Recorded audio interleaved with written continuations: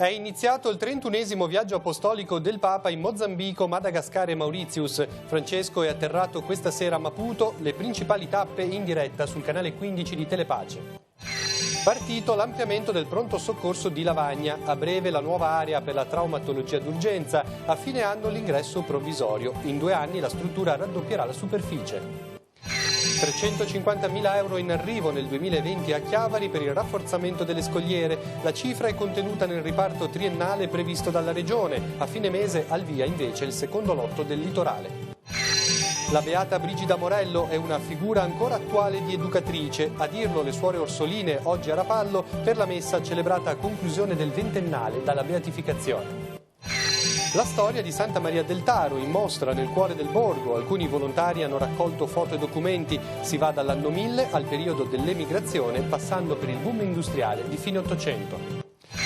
Una grande festa il cui ricavato è stato devoluto alla Croce Rossa di Cogorno. Orto Nadia a San Salvatore ha celebrato così i 100 anni di attività.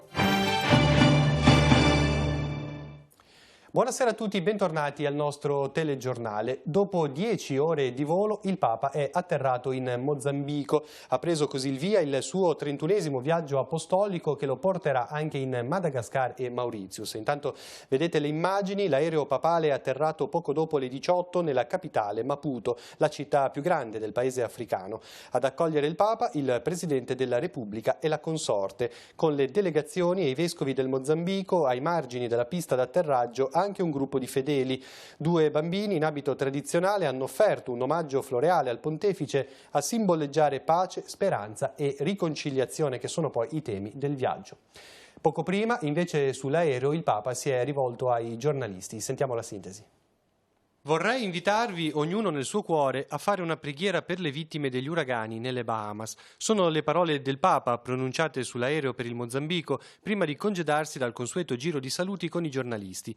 Il Papa condivide con chi è in viaggio in questa lunga trasferta verso l'Africa del Sud il dolore per chi ha subito le devastazioni lasciate dall'uragano Dorian, soprattutto nelle Bahamas, dove si parla di migliaia di senzatetto e di morti lungo le strade disseminate di macerie.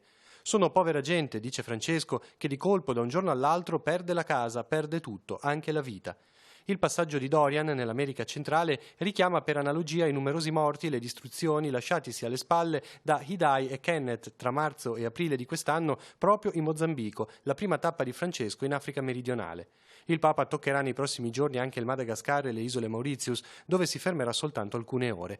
Speriamo che questo viaggio un po' lungo dia dei frutti, aveva esordito Francesco all'inizio dei saluti con i cronisti presenti sull'aereo papale, preceduto dalle parole del neodirettore della Sala Stampa Vaticana, Matteo Bruni, al primo viaggio nella nuova veste.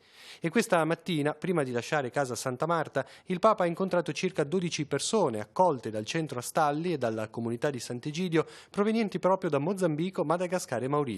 Il gruppo era accompagnato dall'elemosiniere, il cardinal Konrad Krajewski. Telepace seguirà in diretta le tappe del viaggio apostolico del Papa nell'Africa meridionale. Domani alle 9:45 Francesco incontrerà il Presidente, la società civile e il corpo diplomatico. Alle 11 presiederà l'incontro interreligioso con i giovani e alle 16:15 incontrerà il clero nella cattedrale dell'Immacolata. Tutto sempre sul canale 15 di Telepace. Il Papa dunque è in Mozambico, ma qual è la situazione di questo paese? Ce ne parla padre Sergio Faedi, missionario della Consolata da anni nella diocesi di Tete in Mozambico. Sentiamo. L'ultima visita di un Papa in Mozambico è stata quella di San Giovanni Paolo II nel 1988. Vide un paese in guerra da 16 anni e da quel momento, con i vescovi del paese, diede il via al processo che portò alla pace del 1992. La devozione per la figura del Papa è altissima in Mozambico. Tutti sanno che è promotrice di armonia e riconciliazione. Per questo in tanti si stanno preparando a salutare Francesco. Ne ha parlato a Chiavari padre Sandro Faedi, da anni missionario in Mozambico. Di recente c'è stata guerriglia, ha spiegato, ma oggi la situazione è rientrata. Essendo che il Presidente della Repubblica ha visitato il Papa lo scorso anno e al Presidente il Papa ha detto verrò in Mozambico solo se trovo il paese pacificato, e il Presidente ha fatto il possibile perché qualche giorno fa, il 29 di luglio, fosse firmata la resa delle armi da parte dei guerriglieri e l'inserimento di questi guerriglieri nell'esercito regolare. Padre Sandro Faedi è un missionario della Consolata. Ha trascorso un periodo di sosta nella struttura dei padri a Cavi di Lavagna. Negli ultimi 2 anni e mezzo il religioso è stato amministratore apostolico della diocesi di Tete, nel nord del Mozambico. Un periodo di grandi sfide, la gente chiede lavoro, un sistema agricolo più intelligente e più sacerdoti. Grazie ad un contributo della CEI, Padre Faedi aprirà una radio che, questo è l'auspicio, possa debuttare già in questi giorni per raccontare alla gente della diocesi di Tete la visita del Papa a Maputo. Abbiamo aiuto adesso per mettere su la radio diocesana Moadia, che vuol dire canoa, perché siamo noi sul fiume Zambesi, il grande fiume del Mozambico, e canoa vuol dire la comunicazione, vuol dire il messaggio, vuol dire il trasporto di persone. Noi abbiamo pensato a un messaggio religioso e di formazione cristiana, ma anche un messaggio di formazione politica, sociale, formazione nell'agricoltura, formazione nella salute, una radio che formi, informi e crei comunione e pace in tutto il nostro popolo mozambicano. Veniamo ora sul nostro territorio. Iniziamo da Lavagna. Sono partiti i lavori per l'ampliamento del pronto soccorso. Nelle prossime settimane si completerà lo spostamento dell'area della traumatologia d'urgenza, mentre ad inizio 2020 sarà aperto il nuovo ingresso provvisorio. La struttura nei prossimi 2 anni raddoppierà la propria superficie operativa. Andrea Capitani ne ha parlato con la direttrice dell'ASL 4. Sono partiti in questi giorni i lavori per l'ampliamento del pronto soccorso di Lavagna, che entro i prossimi 2 anni raddoppierà la propria superficie operativa, arrivando a quasi 600 metri quadrati.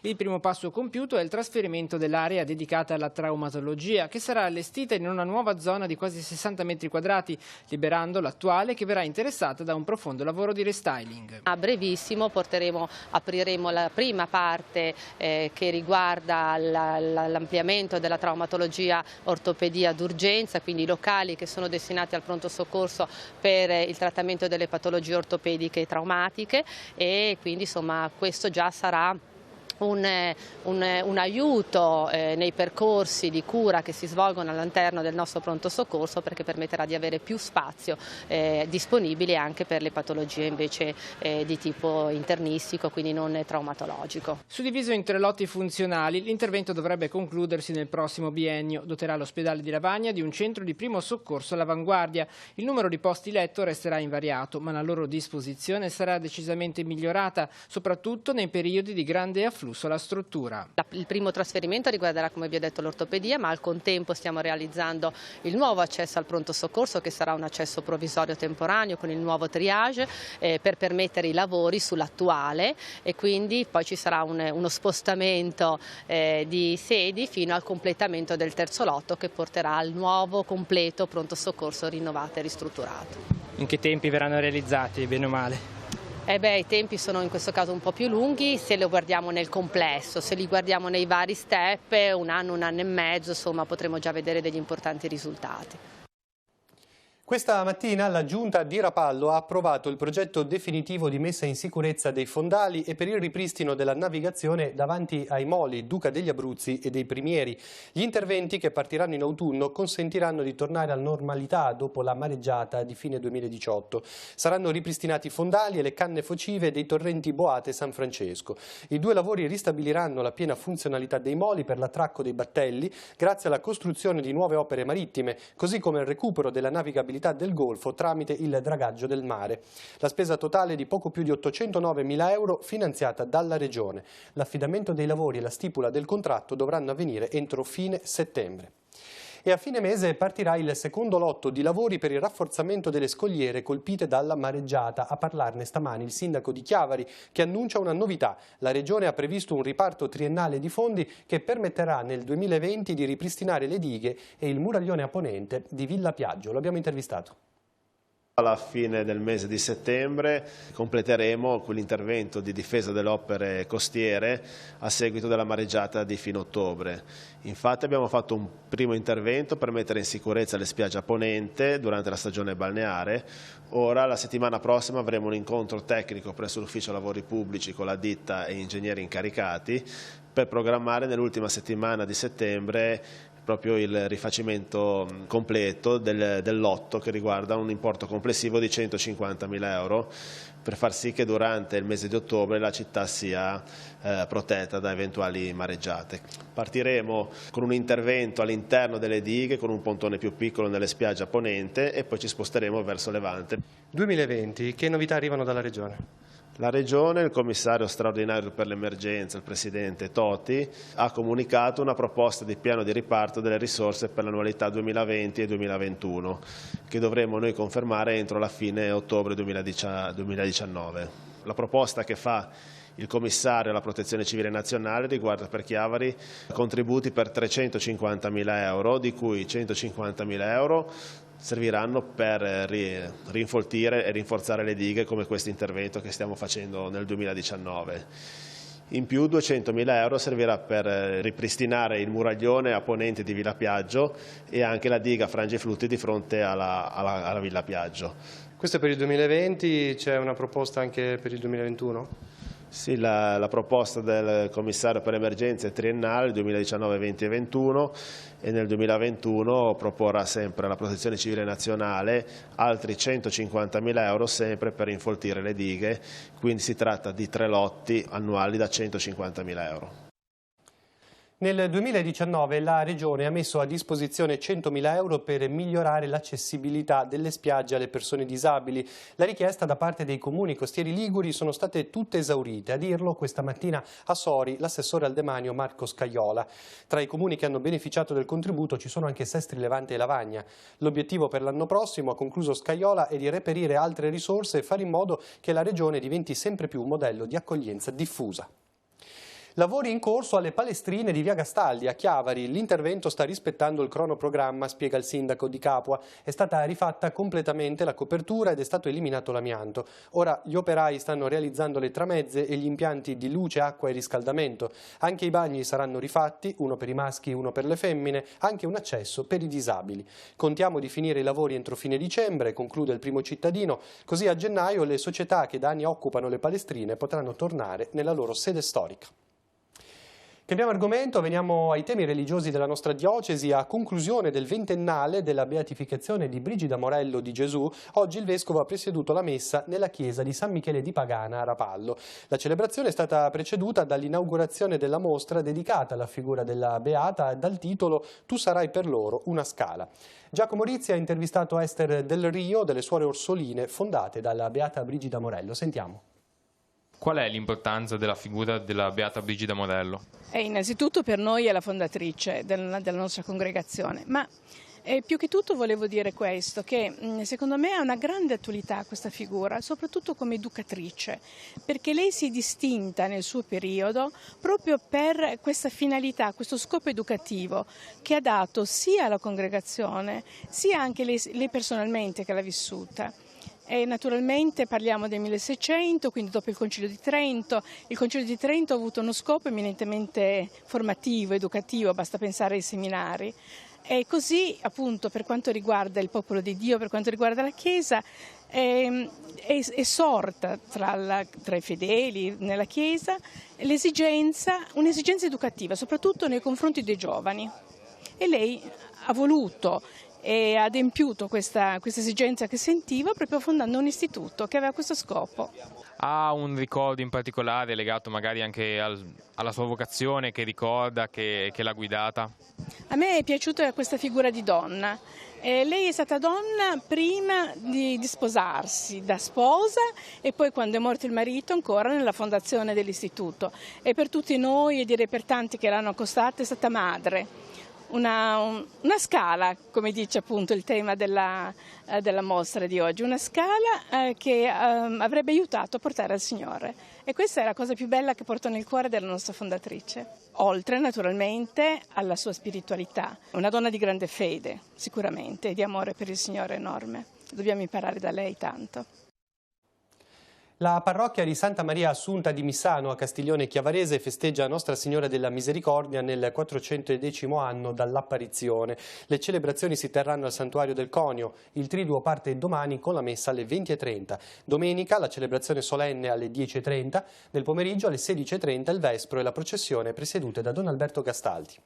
E adesso andiamo in Val di Taro. Nel borgo di Santa Maria è allestita una mostra sulla storia del paesino, realizzata grazie all'impegno e alla passione di alcuni volontari e abitanti. Resterà aperta sino a fine mese e potrà essere visitata anche in occasione della festa di Maria Bambina che si terrà domenica. Siamo andati a vedere.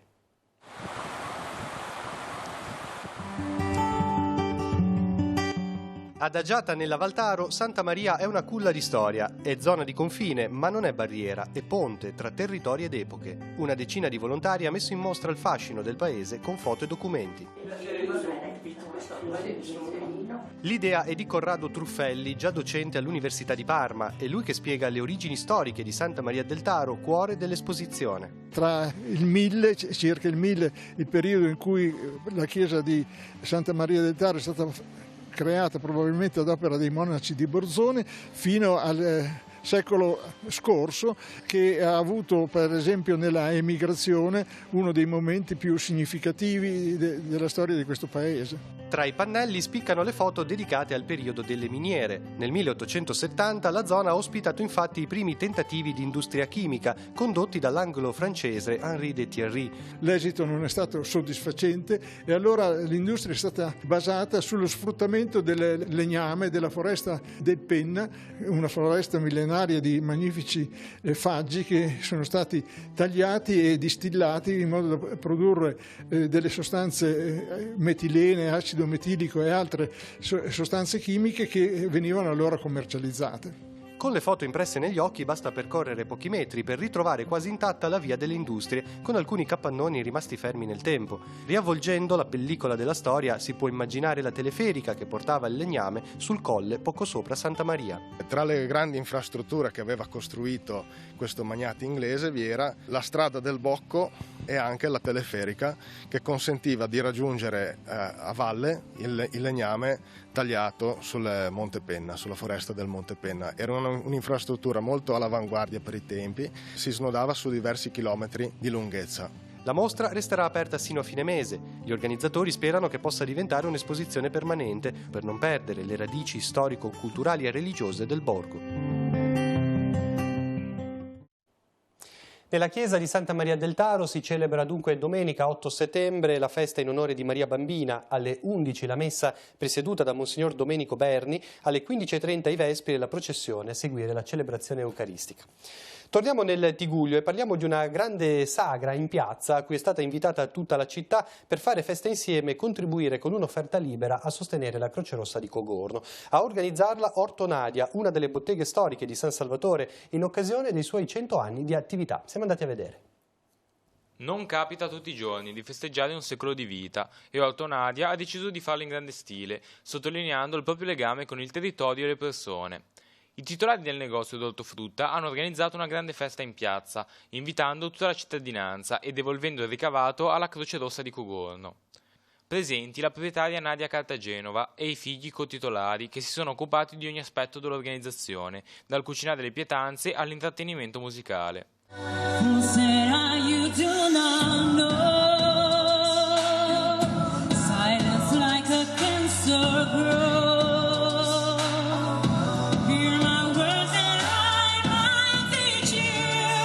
Che non è da tutti regalare una sagra e tutti il ricavato a una pubblica assistenza con la Croce Rossa qua di Cogorno. Mio padre diceva sempre una frase: chi vale vola, e noi stasera stiamo volando.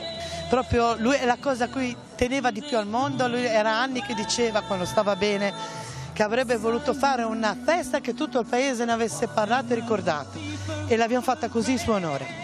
Perché ci vogliamo bene, siamo uniti, lavoriamo tutti insieme, è stato proprio bello, gratificante. Abbiamo cercato di pensare a tutto e questa festa è dedicata ai maestri, a chi ci ha insegnato, ai miei suoceri che hanno fatto tanti sacrifici, tante ore di lavoro, tante rinunce, ma hanno avuto anche tante belle soddisfazioni. Una grande famiglia. Una grande famiglia, una bella famiglia unita, si aiuta sempre, si litiga ogni tanto. E che dire, per me è la migliore. E Luca? Luca è contento di tutto questo. Sì, per averti. C'è una notizia di cronaca, parliamo di un ragazzo intorno ai 25 anni che questo pomeriggio si è smarrito sul monte di Portofino ed è rimasto bloccato su una sporgenza rocciosa. Sul posto i vigili del fuoco di Rapallo che lo hanno riaccompagnato sulla strada insieme anche al soccorso alpino. L'idroambulanza della Croce Verde di Camogli lo ha poi condotto nel centro abitato in sicurezza. Ora vediamo gli appuntamenti, sfogliamo insieme l'agenda di Telepace.